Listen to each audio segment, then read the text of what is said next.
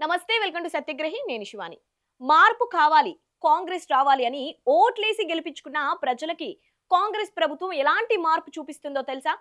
ఒక సైకో నడి రోడ్డుపై నడి రాత్రి ఆరుగురిని కత్తితో పీకలు కోసి చంపేసేంత భయానక మార్పు. రంగారెడ్డి జిల్లా షాబాద్ మండలం దైవాలగూడలో జరిగిన ఈ నరమేధం చూస్తే అటు సీఎంగా ఇటు హోంమంత్రిగా రెండు కుర్చీలను ఒకేసారి ఆక్యుపై చేసిన మన రేవంత్ రెడ్డి పాలన ఎంత అద్భుతంగా ఉందో అర్థమవుతోంది.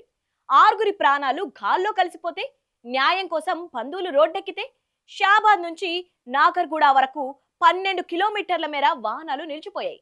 కానీ మన ముఖ్యమంత్రి కమ్ హోమ్ మినిస్టర్ మాత్రం రాష్ట్రంలో లా అండ్ ఆర్డర్ సూపర్ అంటూ భజనలు చేస్తున్నారు.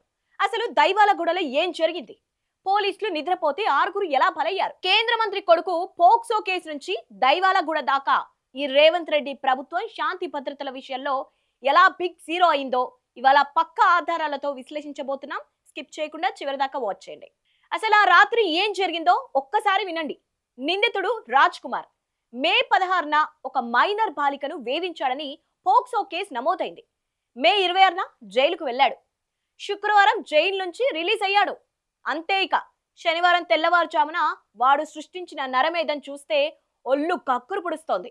సీసీటీవీ ఫుటేజ్ చూస్తే గుండె ఆగిపోతోంది. రాత్రి 11 గంటలకు వాడు కారులో వచ్చి ఆ మైనర్ బాలికను ఇంట్లోంచి బలవంతంగా లాక్కెళ్తుంటే అడ్డు వచ్చిన బాలిక తల్లి లక్ష్మి, నాయనమ్మ రుక్కమ్మలను కత్తితో పొడిచి అక్కడికక్కడే చంపేశాడు. ఆపై ఆ బాలికను 3 కిలోమీటర్ల దూరంలో ఉన్న అఖిల్ సాగర్ చెరువు వద్దకు తీసుకెళ్లి అఘాయిత్యం చేసి గొంతు కోసి దారుణంగా హత్య చేశాడు. ఇంతటితో వాడి కసి తీరలేదు. తిన్నగా తన ఇంటికి వెళ్ళాడు. తనను నమ్మి కాపురానికి వచ్చిన కట్టుకున్న భార్య సరిత, ఏమీ తెలియని తన సొంత బిడ్డలు 4 ఏళ్ల పరీక్షిత్, 2 ఏళ్ల దైవిక్షిత్ల పీకలు కోసి హతమార్చాడు. 2 గంటల పాటు రాత్రి 11 నుంచి 1 గంట వరకు వాడు ఊచకోత కోస్తుంటే మన హైటెక్ పోలీసులు ఏం చేస్తున్నారు? పడుకున్నారా లేక విఐపి కాన్వేల వెనక డ్యూటీలు చేస్తున్నారా? ఈ దారుణానికి అసలు కారణం పోలీసుల ఫాస్ట్ అండ్ ఫ్యూరియస్ నిర్లక్ష్యం. ఈ రాజ్ కుమార్ అనేటోడు ఈ రోజే కొత్తగా కత్తి పట్టిన రౌడీ కాదు. గతంలోనే భూ తగాదాల్లో ఇద్దరిని బెదిరించినందుకు వాడిపై 2 ఎఫ్ఐఆర్లు ఉన్నాయి. 2018లోనే సరితను పెళ్లి చేసుకుని 2 పిల్లలున్నా మళ్ళీ ఈ మైనర్ బాలికను వేధించాడు. మీ నాన్నను ఎలా చంపేశారో మిమ్మల్ని కూడా అలాగే చంపేస్తా అని ఆ బాధితురాలి కుటుంబాన్ని వాడు బహిరంగంగా రోడ్ల మీద తిరుగుతూ బెదిరించాడు. ఇంత జరుగుతున్నా పోక్సో కేసు నమోదైన పోలీసులు ఆ కుటుంబానికి కనీస రక్షణ కల్పించలేదు. ఇంకా విచిత్రం ఏంటో తెలుసా? వాడు ఆరుగురిని చంపేసి వాళ్ళ నాన్న అరుణ్ కుమార్కి ఫోన్ చేసి, నేను అందరినీ చంపేసిన, ఇప్పుడు ఆత్మహత్య చేసుకుంటున్నా అని చెప్పి ఫోన్ స్విచ్ ఆఫ్ చేశాడట. అప్పుడు వాళ్ళ నాన్న పోలీసులకు ఇన్ఫర్మేషన్ ఇచ్చాడు. సమాజంలో ఎవరైనా సోషల్ మీడియాలో ప్రభుత్వంపై చిన్న కామెంట్ పెడితే వాడి ఐపీ అడ్రస్లు, సెల్ ఫోన్ సిగ్నల్స్ ని మినిట్లో ట్రేస్ చేసి అర్ధరాత్రి ఇళ్ల తలుపులు బద్దలు కొట్టి అరెస్ట్ చేసే ఇంటెలిజెన్స్ మనకుంది. మరి ఒక సైకో పోక్సో కేసులో బయటకొచ్చి బహిరంగంగా తిరుగుతూ ఫోన్లు చేస్తుంటే వాడి సిగ్నల్ ఎందుకు ట్రేస్ చేయలేకపోయారు? ఆ సిగ్నల్ టవర్లు ఏమైనా రేవంత్ రెడ్డి పర్మిషన్ కోసం ఆగాయా? పోలీసుల టైమ్లీ యాక్షన్ లేకపోవడం వల్లే కదా ఇవాళ ఆరుగురు శవాలుగా మారారు. రాష్ట్రంలో పరిస్థితులు ఎంత దారుణంగా మారాయో చెప్పడానికి రేవంత్ రెడ్డి పొలిటికల్ మేనేజ్మెంట్ ఒక ఉదాహరణ. ఆయనే ముఖ్యమంత్రి, ఆయనే హోంమంత్రి, ఒకే ఒక్కడు 2 పెద్ద కుర్చీలు.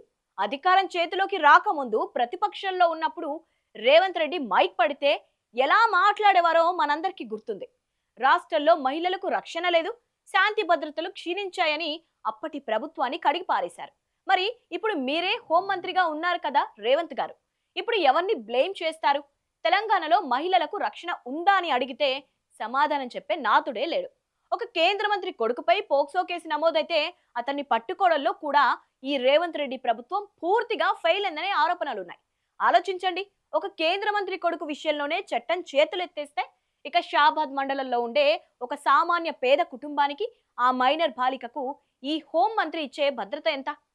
సినిమా స్టైల్లో రివ్యూలు చేయడం, ప్రెస్ మీట్లలో డైలాగులు కొట్టడం కాదు రేవంత్ రెడ్డి గారు, గ్రౌండ్ లెవెల్లో జనాలు చచ్చిపోతున్నారు. అటు సీఎంగా ఇటు హోం మంత్రిగా 2 బాధ్యతలను నిర్వహించడంలో మీరు దారుణంగా విఫలమయ్యారనేది ఇవాళ దైవాలగూడ ప్రజలు చెప్తున్న అక్షర సత్యం. ఈ మొత్తం దారుణంలో అత్యంత విచారణకరమైన విషయం ఏంటో తెలుసా? ఆ బాధిత కుటుంబంలో మరో బాలిక ఉంది. ఆమె వికలాంగురాలు. 6 కుటుంబ సభ్యులను కోల్పోయి ఇప్పుడు ఆ వికలాంగ పాలిక దిక్కులేనిదైపోయింది. ఆ పాపను చూసుకునే వారే లేరు. అందుకే ఇవాళ బాధిత కుటుంబ సభ్యులు, గ్రామస్తులు షాబాద్ ప్రధాన రహదారిపై 3 గంటల పాటు రాస్తారోకో చేశారు. 12 కిలోమీటర్ల మేర ట్రాఫిక్ జామ్ అయిందంటే జనాలు ఎంత కసి ఆవేదనతో రోడ్డుపైకి వచ్చారో అర్థం చేసుకోండి. వాళ్ళ డిమాండ్ ఒకటే, పోలీసుల నిర్లక్ష్యం వల్లే మా వాళ్ళు చనిపోయారు. కాబట్టి ఆ వికలాంగ బాలిక ఉన్న కుటుంబానికి ప్రభుత్వం వెంటనే 1 కోటి ఎక్స్ గ్రేషియా ప్రకటించాలి, ఆదుకోవాలి అని. ఎలక్షన్లప్పుడు 100 కోట్లు ఖర్చు పెట్టి హామీలిచ్చే ప్రభుత్వానికి తమ డిపార్ట్మెంట్ వైఫల్యం వల్ల రోడ్డున పడ్డ ఒక వికలాంగ బాలిక కుటుంబానికి కోటి రూపాయలు ఇవ్వడానికి చేతులు రావా? దీనిపై సీఎం రేవంత్ రెడ్డి తక్షణమే స్పందిస్తారా, లేక ఎప్పటిలాగే సైలెంట్ గా ఉంటారా? చివరిగా ప్రజలు అడిగేది ఒకటే, 2 కీలక పదవులను మీ దగ్గరే పెట్టుకున్నారు కదా, మరి రాష్ట్రంలో మహిళలపై, సామాన్యులపై జరుగుతున్న ఈ ఘోరాలకు బాధ్యత ఎవరిది? నిందితుడు బహిరంగంగా బెదిరిస్తున్నా పట్టించుకొని ఆ షాబాద్ పోలీసులపై ఎలాంటి యాక్షన్ తీసుకుంటారు? ఇప్పటికైనా ఈ వన్ మ్యాన్ షో పక్కన పెట్టి రాష్ట్రానికి పూర్తి సమయం కేటాయించే ఒక హోం మంత్రి నియమిస్తారా, లేక ప్రజల ప్రాణాలను ఇలాగే గాలి కొదిలేస్తారా? దైవాలగూడ ఘటన రేవంత్ రెడ్డి ప్రభుత్వ పాలనకు ఒక మాయని మచ్చ. ప్రజల రక్షణ విషయంలో ఈ ప్రభుత్వం ఘోరంగా ఫెయిల్ అయిందనేది జగమెరిగిన సత్యం.